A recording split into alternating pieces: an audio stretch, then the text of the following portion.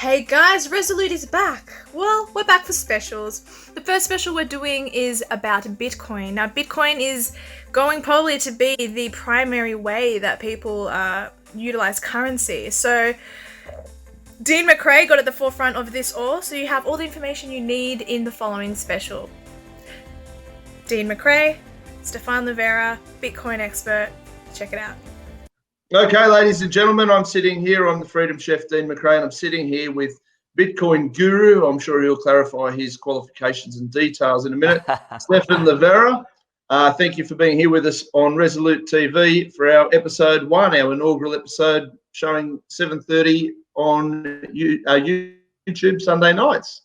Well, thanks for having me, Dean. Yeah, it's good to chat with you, and I think it'll be a great chance to talk about Bitcoin.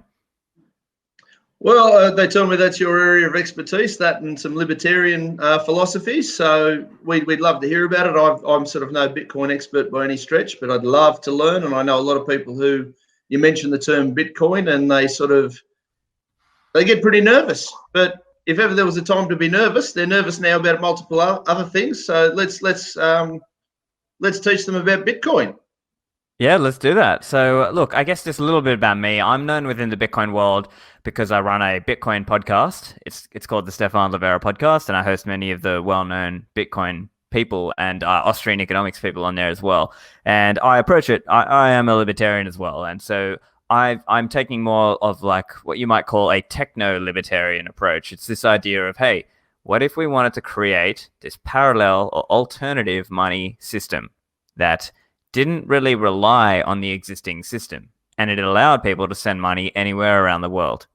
And it has two components to it that you can think of, right? You can think of it like it's got a unit of account, like there's actually a token, a monetary unit, and it's also a payment network around the world. And so, but the cool thing about Bitcoin is that it is strictly limited supply. There will never be more than 21 million Bitcoins. Now, as we speak today, something like 18.3 million or whatever have been issued of that 21 million, and the final amounts will be issued out over the next 100 or so years, right? So it's basically this network that you can participate in, and think of it like a bearer asset. Do you know what a bearer asset is? No, explain for me and the audience.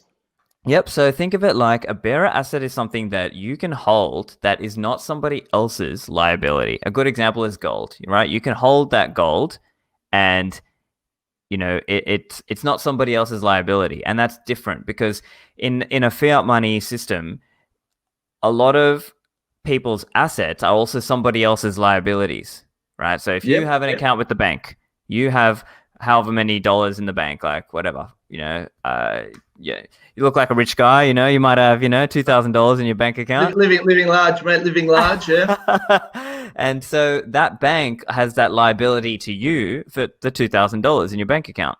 But with Bitcoin, it's different. You can actually hold it and store it yourself and send it around the world in a way that is very, very difficult to stop. And so that's a very powerful thing because it means now it opens up this whole world of internet commerce.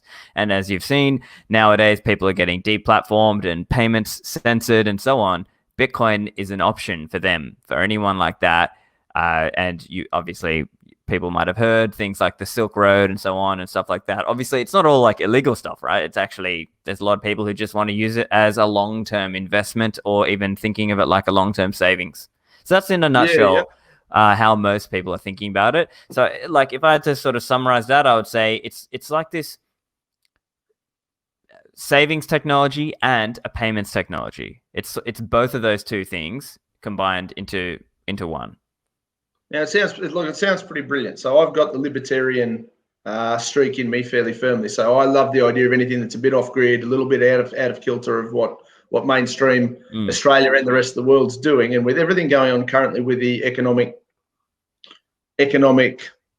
problems we're having, and they're using this virus as part of that. But how safe is Bitcoin? How, for my mother or somebody who's not this way inclined, how do you explain to them the simplicity of moving over? You told me off air that it was fairly simple and fairly easy to understand. How would you explain it to my mum or my nana or somebody who's really cool but not that trendy? Well, so it's right now, it's perhaps it can be difficult for someone at that level, like mom or grandma level. It's going to take time for it to become easier and easier. But there's also a lot of opportunity right now because there's a lot of upside. Now, in terms of how safe is it, it's the thing is it trades like a normal market. So the price of it can move up and down, and because it's so young, it's very volatile.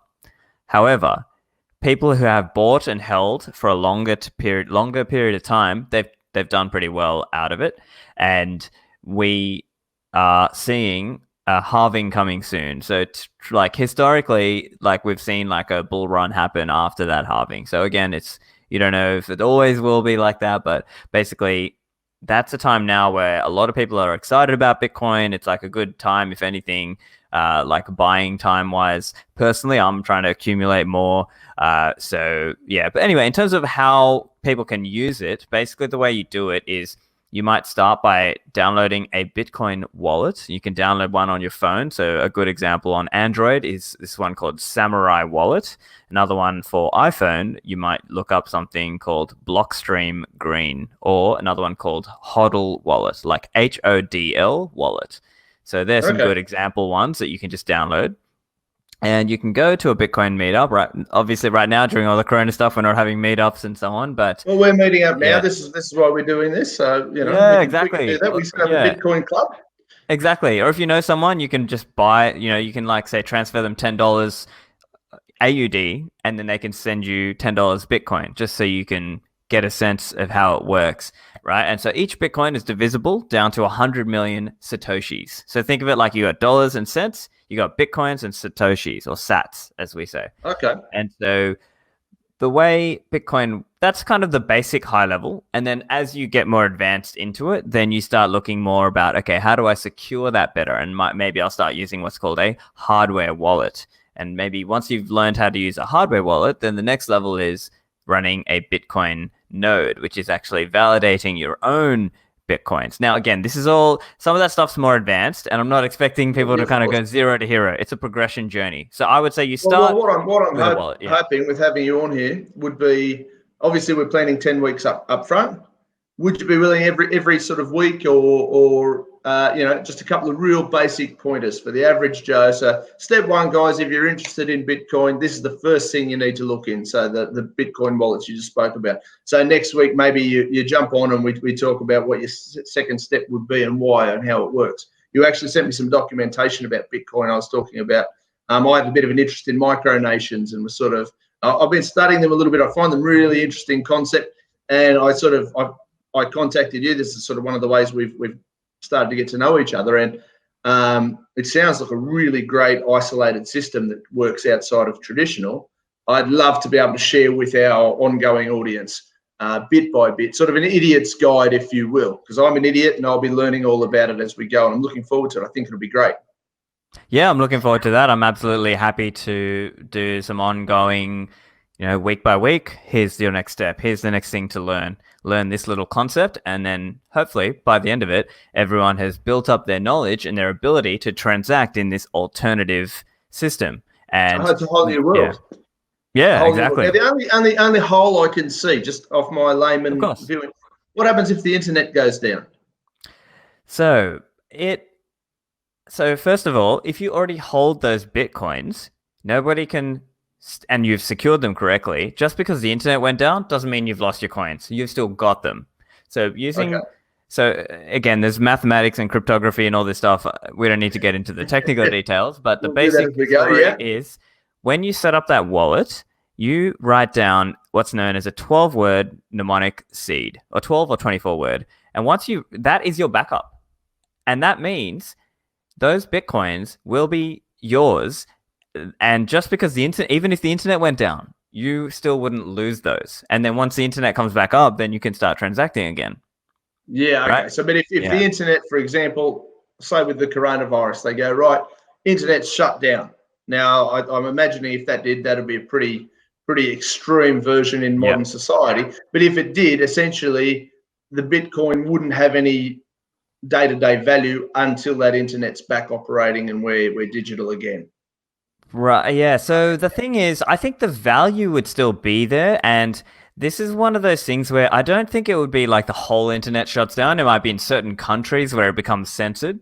And so the Yeah. reality then is more like, how do you get to the outside world, to the internet? And Mm. for that problem, that there are actually Bitcoin solutions in that kind of vein. So there's this thing called Blockstream satellite, meaning you can set up a satellite and receive the blockchain data, Bitcoin's blockchain data from your satellite dish. And you could broadcast a transaction using mesh networking, things like these little GoTenna devices. Now, this is a bit more advanced stuff. It's not for everyone.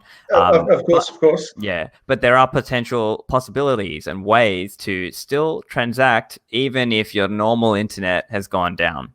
Yeah, So okay. Oh, look, that's that's at a just a high common level. question. Yeah. Anytime I've mentioned Bitcoin, cryptocurrencies, and I just mention it from the perspective of, geez, I'd like to know more about it. The first thing people say, yeah, but if the internet goes down, what do you do? And I mean, that's what we're talking to you for.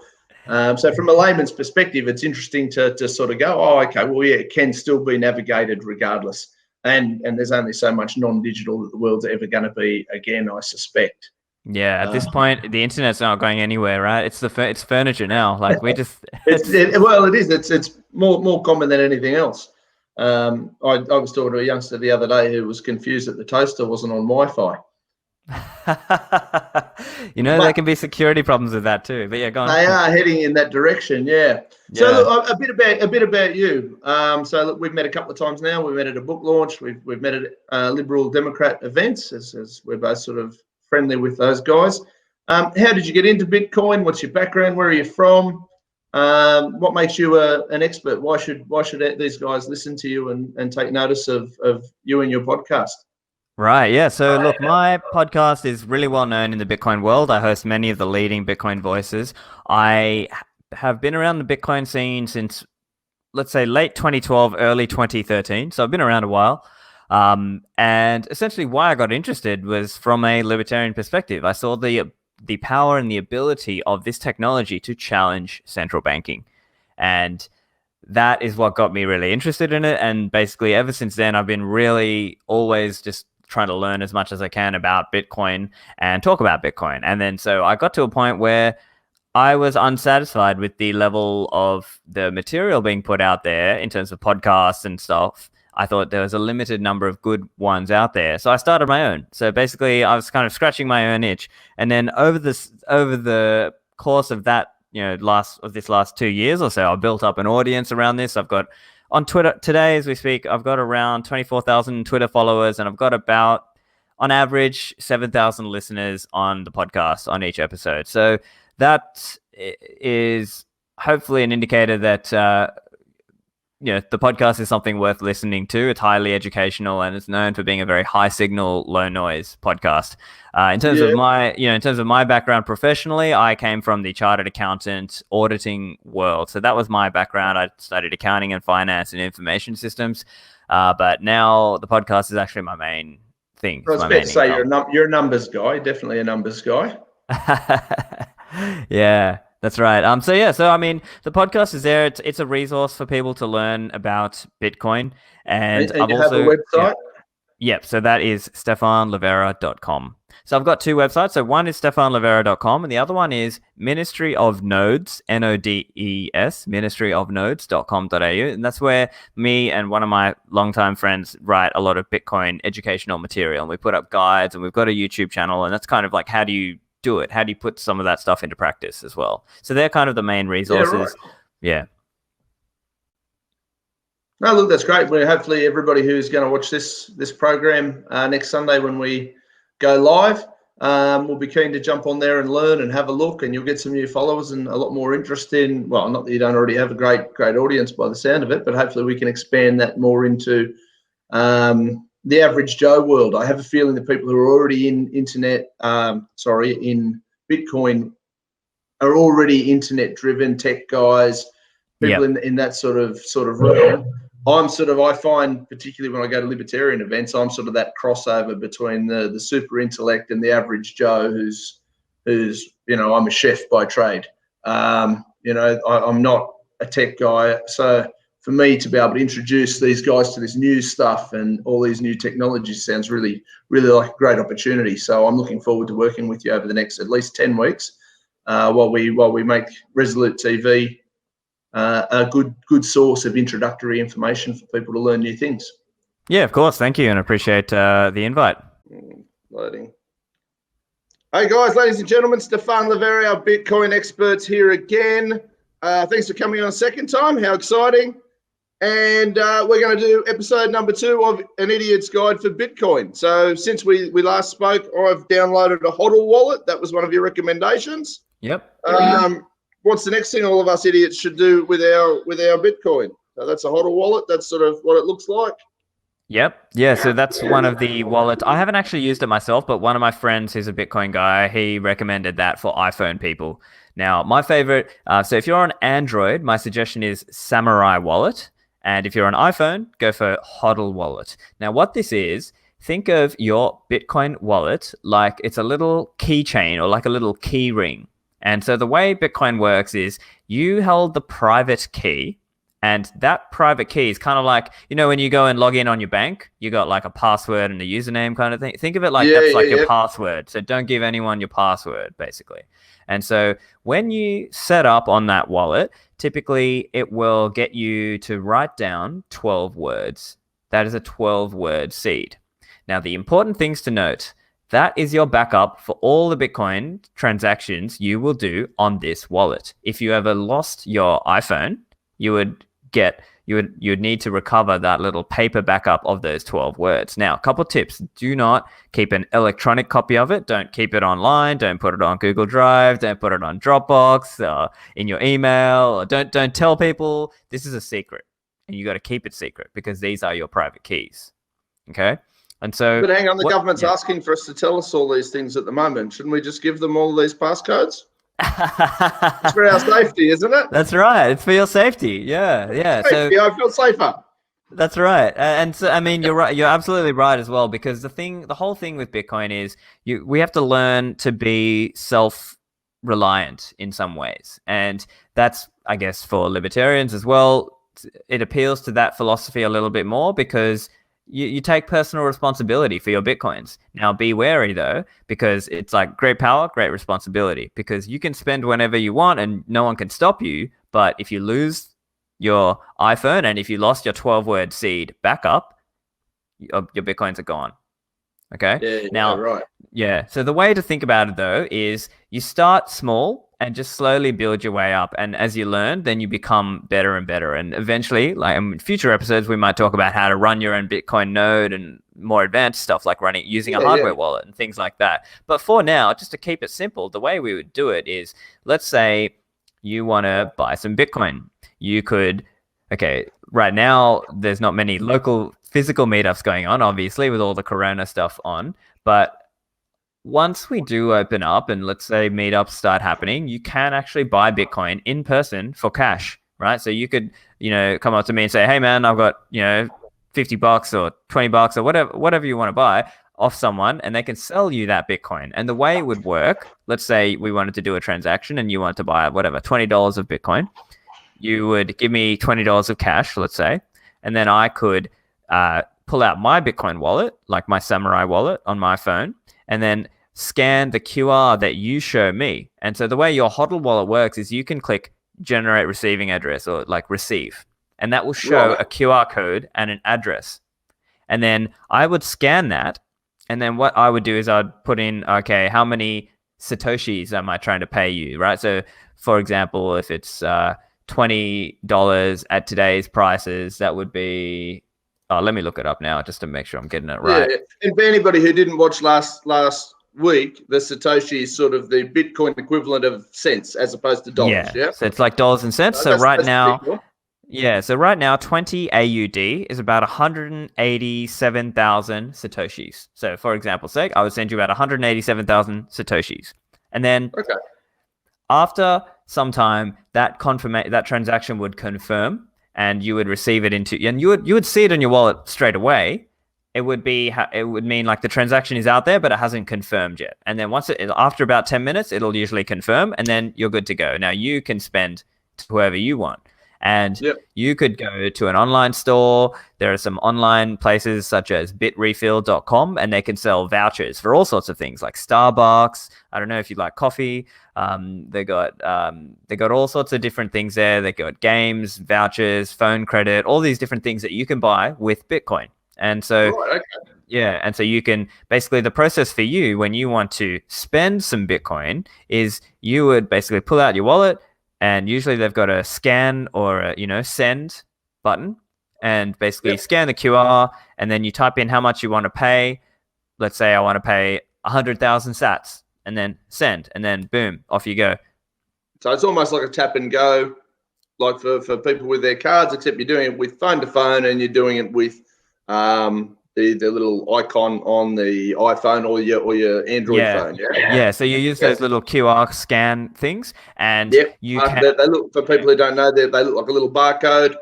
Most of the kids know what they are. I'm still sort of half figuring them out, but they're like a little barcode. It's like a little square usually, and they sort of seem to line up.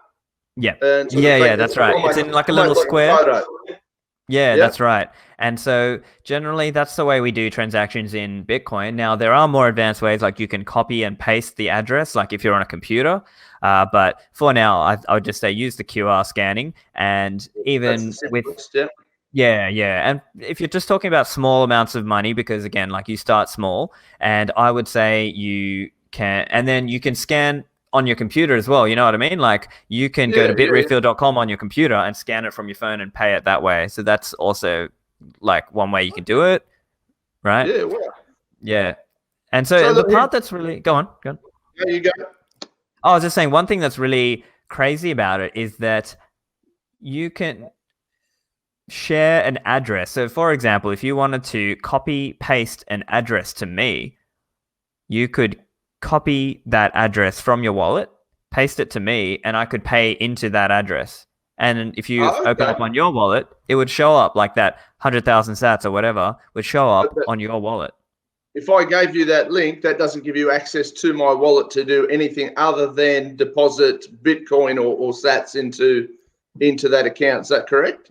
Exactly right. So it's like I can push... It's like a push system, not a pull system. So me knowing what one of your addresses is, I can't take your Bitcoin. I can only push Bitcoin into your address, and then you'll pick it up. Your wallet will pick that up and go, oh, look, I just received some money into my address, right? And so that's the equivalent of if and I used to do it when I was traveling overseas and stuff. Mum, I need money, and you'd sort of go, these are the bank account details. She could go in and she could put $50 in there and pull you out of the proverbial.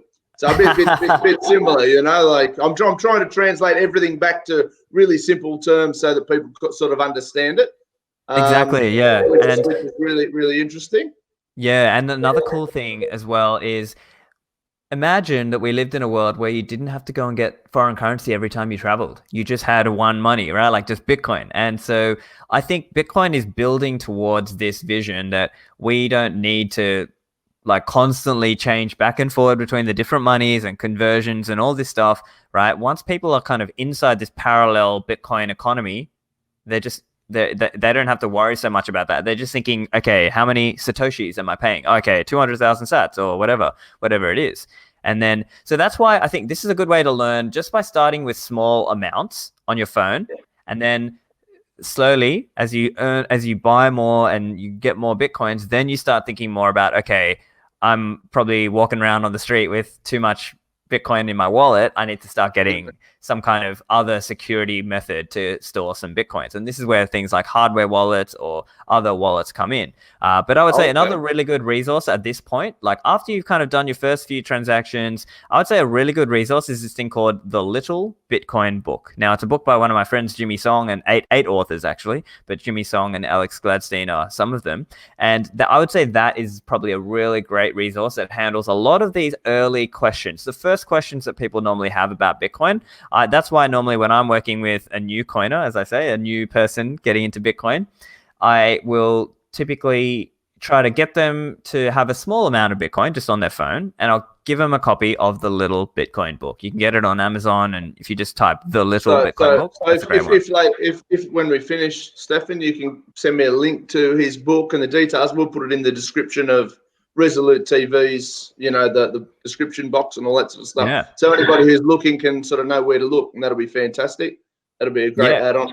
Now, the other thing is people talk about Bitcoin. So if you buy, for example, shares, and you want to buy some shares in Commonwealth Bank or any ASX listed company, which at the moment, in my head, it probably isn't a bad idea because everything's very cheap, but there's a minimum spend. So, you can't just buy $5 worth of shares, even if the share's only worth $1. The minimum's usually about $500-600, I think it is. With Bitcoins, you're saying that you can buy $10 worth of Bitcoin currency. Is that sort of a fair statement? Yeah, that's totally standard. Like I would say that equivalent minimum spend right now that will vary a little bit, but that equivalent minimum spend in Bitcoin would be like 500 Satoshis, which is like a tiny fraction, which is like a fraction of a cent.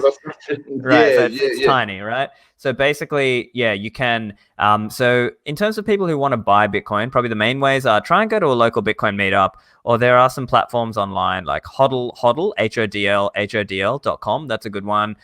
In terms of Australian exchanges, now, you will, for some of these exchanges, you will have to KYC, meaning you'll have to give them like AML, anti-money laundering, know your customer information, right? They'll want like your driver's license and passport and stuff like that. So if you want to avoid that, I'd say go for the local meetups or talk to someone you know and try to buy some Bitcoin off them, right? Whereas if you go for some of the online exchanges, they will have to KYC you. Now, some of the well-known online exchanges are in Australia, Independent Reserve, BTC Markets, CoinJar, there's Amber, getamber.io.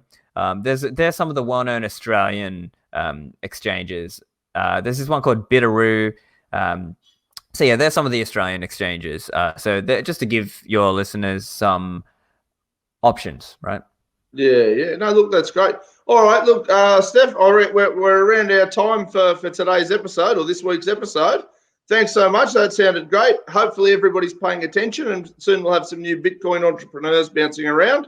So, mate, we'll end this broadcast here, and I'll talk to you next week for episode 3 of An Idiot's Guide to Bitcoin.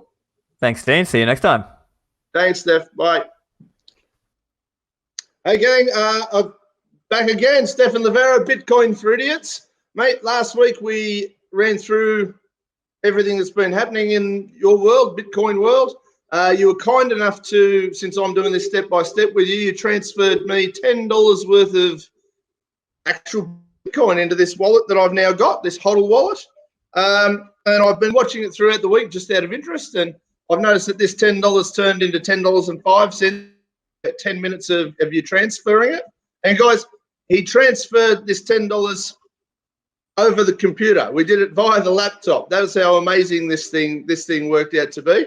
But I also noticed at one stage throughout the week, it was the $10 was $10.69, and as of counting, it's about $10.24. So I mean, you're not going to retire on it based on a $10 investment, but it is interesting to see the fluctuations and the fact that it goes up and down, and there is money to be made with it, mate. Yeah.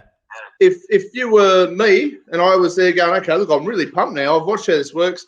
Say I've got $1,000 sitting there in cash under my mattress because I don't want the government to find me.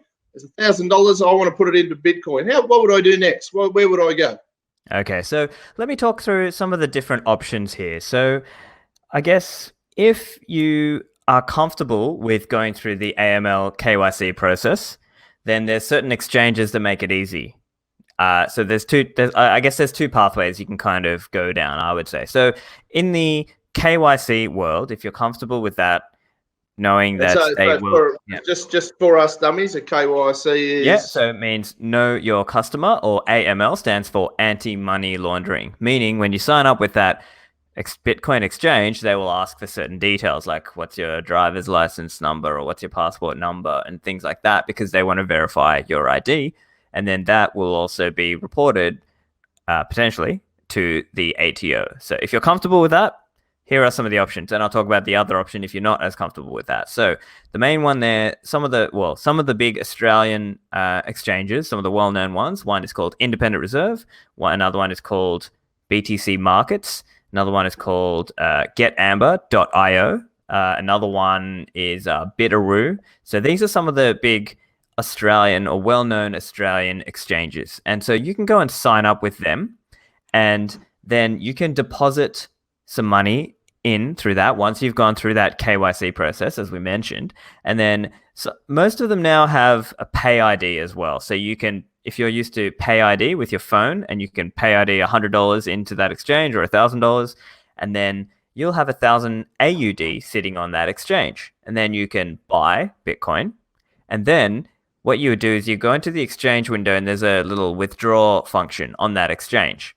And so you can then withdraw. And what you do is you would put in the address that you would like to withdraw your Bitcoins to. So for example, on your HODL wallet, you would go to receive, and then you would get an address. And then you can copy paste that address into your exchange. So on the HODL wallets, that's sort of what the screen looks like.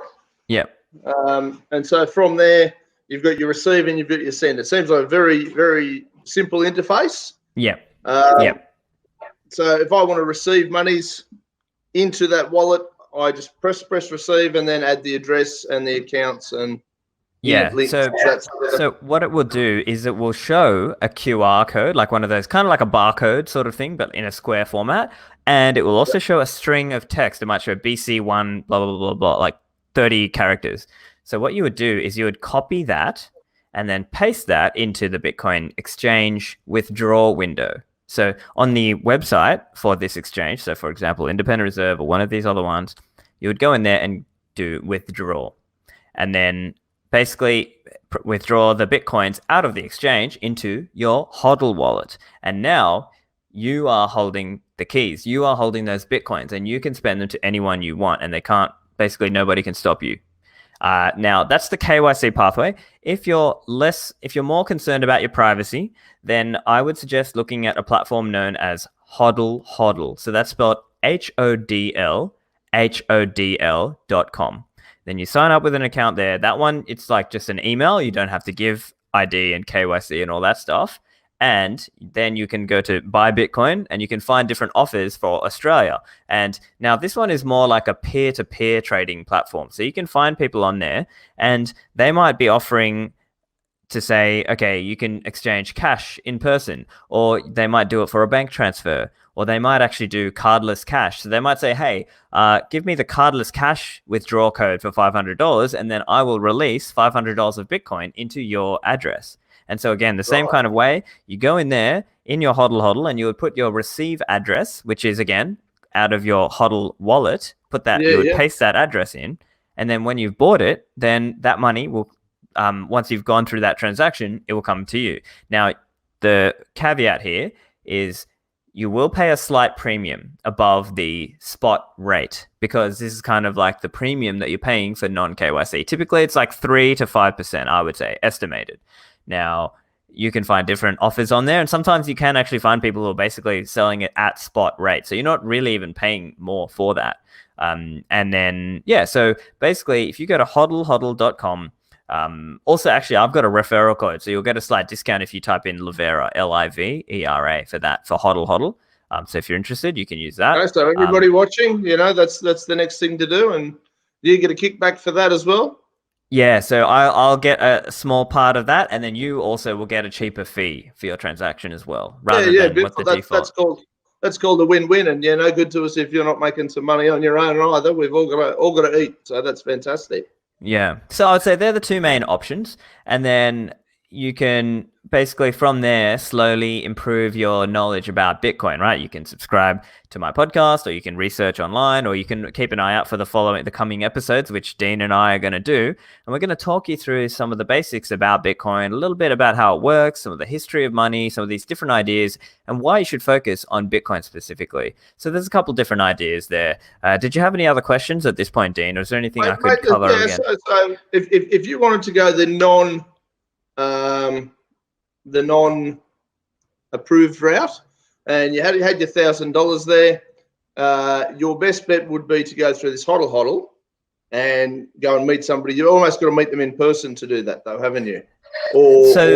That's an option, but that's actually probably the less common option. So I would say actually on HODL, it's more like a bank transfer kind of method, but it's just being done in a more peer-to-peer way. So the way it would work is when you accept an offer to buy Bitcoin, for example, that person might say something like, "Oh, hey, so HODL HODL works on an escrow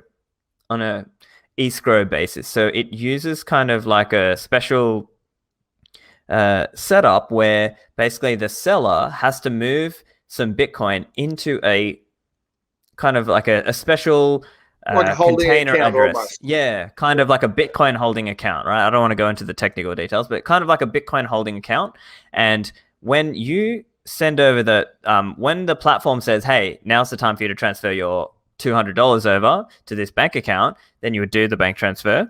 And then in the HODL HODL platform, you would go in there and say, "Yep, I've done the payment." And then at that point, the seller will release the Bitcoins to you from that little holding account into your address. So it's not actually possible. You don't. There's no chance you're going to get ripped off, because most of the people that I talk to, and I've been talking to them all week about I mean, obviously with the whole program, I'm talking to them, but with the Bitcoin stuff. Well, how does it happen? How do I know they'll transfer it? How do I know that'll happen? And they're really simple things that I suppose if you don't know, you don't know, and they're the things that hold people back.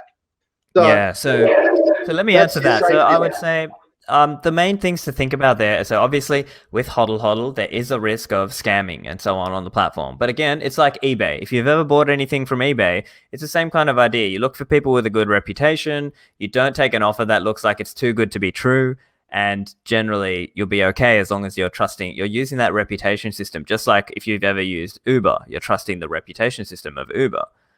So it's a similar kind of idea. Relative to and again, this is a dummy question, but relative to the trusting somebody's reputation. So I'm guessing on HODL HODL, there is each person on there, or each identity, I suppose, has a rating of some sort, or there's an identification that sort of says, "Oh yeah, that's Stephan. He's a bang up guy. He won't rip you off. He's got a good reputation," as opposed to that guy over there who is dodgy as shit. Well, he's got a reputation as being dodgy. That's right. And there is a dispute resolution thing on the site as well, but it's very, very rare that is used. From what I've heard from the operators, like I've actually interviewed the operators. The operators of that platform, they offer that kind of dispute resolution as well. So they'll ask for proof that you sent the payment. And then if you can prove that, then they can release the Bitcoins to you. So because again, it goes into that little special holding account, as we mentioned. So it's not just kind of like you're trusting them. There's actually there's a mechanism there, like an escrow kind of mechanism. It's in Bitcoin is called a multi-signature, but basically it's I don't want to go too much into the technical details, but there's a mechanism there that the website uses to help the platform facilitate trade. And actually recently they've been doing really well. They're getting a lot of volume in the Australian market. So it's actually a good platform to use. So and that is the way that you can do it without KYC, as we mentioned, without know your customer. So that's a good way to get started. Yeah, that's great. Well, look, that's our Bitcoin for idiots. So the next step for me and anyone who else is following along is to get on this HODL HODL, link it all up, have a bit of a look around, explore it, and get comfortable with how that works.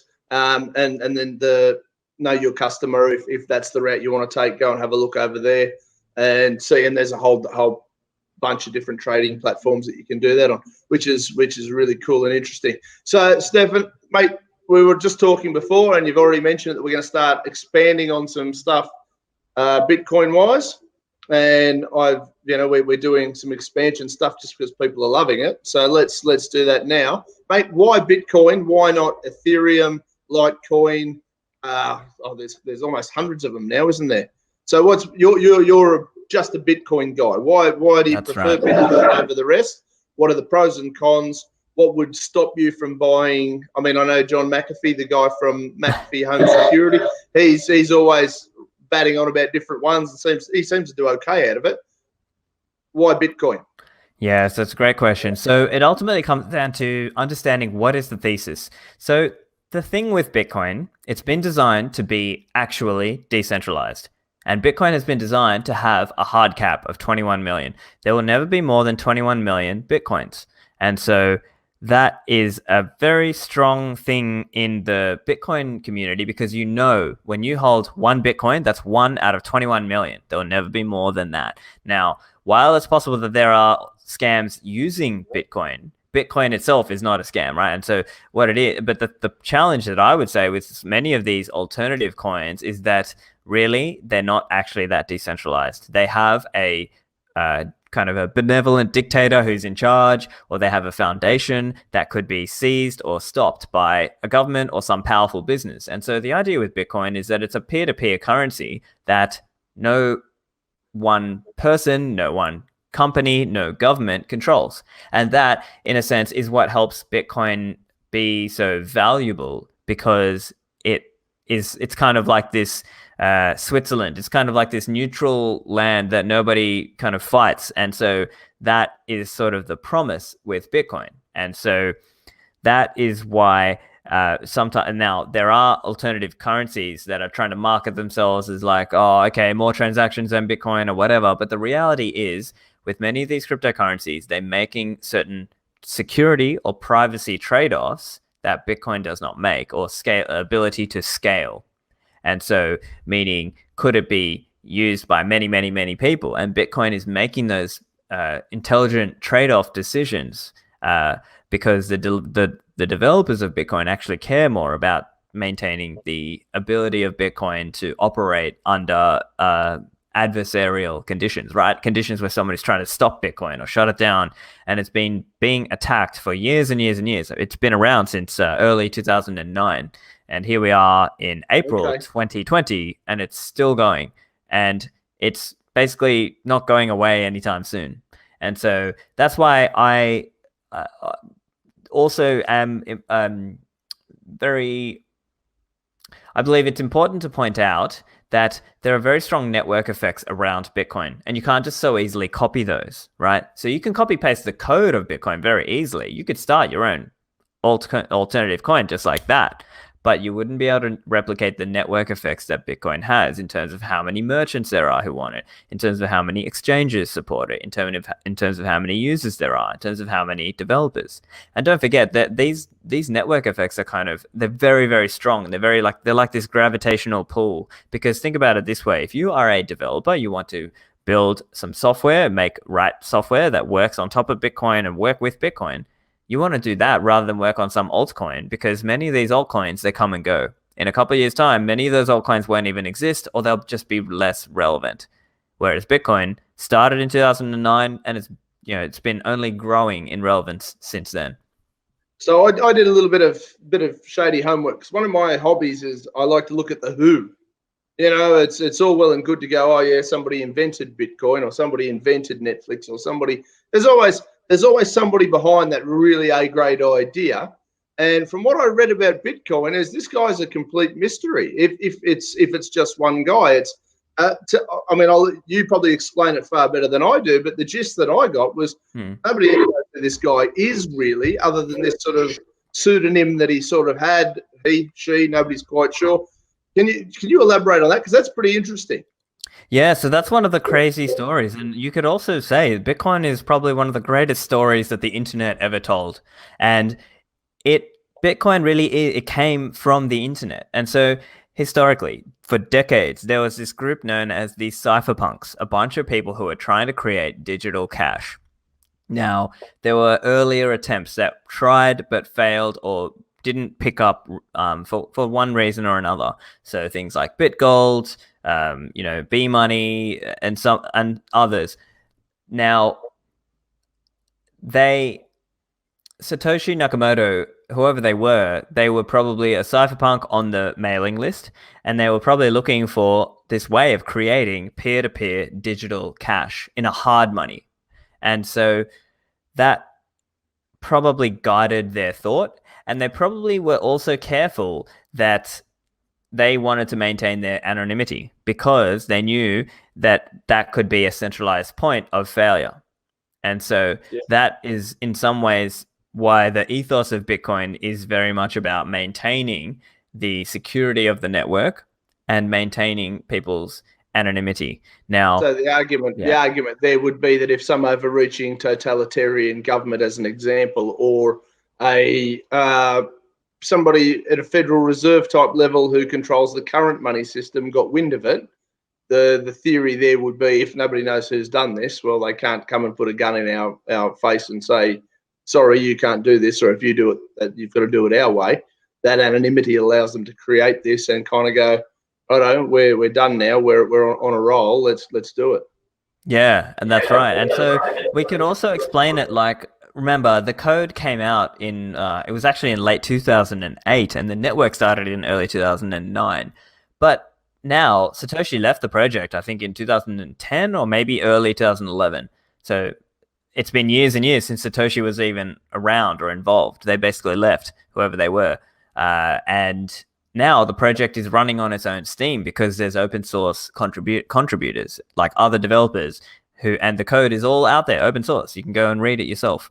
And so the way to think about it is it's just this self-sustaining kind of decentralized thing with no CEO, no office, no central server. It's just kind of this decentralized project of people who are all many people who are contributing to it, but none of us is actually important, right? Like I might be a well-known podcast guy in the Bitcoin world, but I don't mean anything to Bitcoin. Nobody means anything to Bitcoin in that way. Like it's kind of like a, you know. So in the event that the CEO dies, the company doesn't change hands. There's not an entity there kind of going, oh shit, look, Stephan's the CEO of Bitcoin. If he dies, the shares will collapse, or, you know, in theory, Richard Branson and Virgin, not that that's a great example at the moment, but, you know, like, but, you know, people associate Richard Branson with the Virgin brand. So there's nobody like that with Bitcoin, which gives it a completely different level of freedom, really, and independence. That's right. That sort of does appeal, which is why one of the first reasons I sort of thought I really want to learn about it. And I thought, what a great way to do it. If you were turn around and say that there was somebody who else should people be looking at in the Bitcoin world that can teach, can learn, can drive, other than you and your podcast, of course, because we want everybody to go there and support you. We think you're doing great work. But is there anybody else that's sort of like a guru, a next level sort of player for people to check out? Yeah, so look, if you are on Twitter, I would suggest following one of my good friends, Pierre Rochard. He's a great guy to follow. So his last name is Rochard. So he's another well-known guy in the Bitcoin world. He's a great guy to follow on Twitter and read some of his work or listen to his podcast, Noted Bitcoin Podcast. In terms of resources and things to get started, I would suggest there's a few good books. So one of them is called The Little Bitcoin Book. That's a great first book for people who are trying to learn about Bitcoin. Another one is Inventing Bitcoin. And another one is by my friend Stephan. It's called The Bitcoin Standard. So those are some of the good books that I would suggest. Go and read some of those and you'll get a sense for how to think about Bitcoin. And over time, you'll then pick up an idea on how to, learn a little bit more about how to do Bitcoin, how to use Bitcoin. Also, for me and one of my business co-founders, Ministry of Nodes, which is our Bitcoin education website, that's me and my friend Katan Gulabdis. So we run that. That's ministryofnodes.com.au. So there we've got a whole bunch of guides, articles, videos, a whole bunch of free content, just, you know, learn. And then we also offer like a paid video call consulting thing where basically, and it's you just pay whatever you feel it's worth. It's basically a Bitcoin tip as the price, right? So we're not even really kind of charging. So that's one of the things we offer. In terms of well-known resources that I can point you to, there's some good podcasts. Another one, so I mentioned Noted Bitcoin Podcast. That's a good one. Another good one is Tales from the Crypt by my friend Marty Bent and Matt Odell. That's also a great, well-known podcast in the space. So I'd recommend those are some of the resources that people should look for. Another great one, actually, a great article series that your listeners could read is Parker Lewis. He's written a series over at unchained-capital.com. It's called Gradually, Then Suddenly. So he's got a great blog series there on learning about Bitcoin as well. Yeah, that's great. I mean, look, the reason I ask, obviously, is Bitcoin's so new and it's scary for people. So, you know, if you're already in the world and you understand it, you're a tech guy, you're an internet guy, that's great. For people like myself and people I know and other, people who are sort of watching the Bitcoin for Dummies kind of idea, they're looking at it going, well, but hang on a minute, there's nobody in charge. Hang on a minute, how does it work? So, and a big thing for me is it's all about consent. So in my brain is, you've got all the information and you want to make a decision, buy Bitcoin. But do your homework. Don't turn around and ring me up in 3 months' time going, well, I put some money in Bitcoin and I lost it and it's your fault because I did this. I'm always saying to people, go out, do your homework, study the things before you try. And I've always had a bit of a rule, don't put anything in the game that you're not willing to lose. So, Bitcoin seems pretty volatile, which I'm sure you'd vouch for, and you've been saying, if you're going to put $200 in there is every chance that it'll lose value. But that's with the stock market, that's with bonds, that's with any form of financial anything. Oil, that was pretty crazy this week. Look, I think that's a key element for people to take away from certainly what you and I are trying to do here is, guys, you've sort of do your independent homework. It's all great. I trust Stephan. Stephan's coaching me and coaching you through it, but it is important that you do your own homework. We're not your parents. Absolutely. So look, mate, next week, we'll do our Bitcoin for Dummies. We'll come up with step 4. And then after that, what I would be really interested in asking you about is how the blockchain technology works. I'm pretty sure most people are sitting there going, what the hell are these blokes talking about? How can it not be a monetary system? But it is a monetary system. I don't know much about blockchain. I sort of have a very vague idea of what it is and kind of how it works. That's from hanging out with libertarians.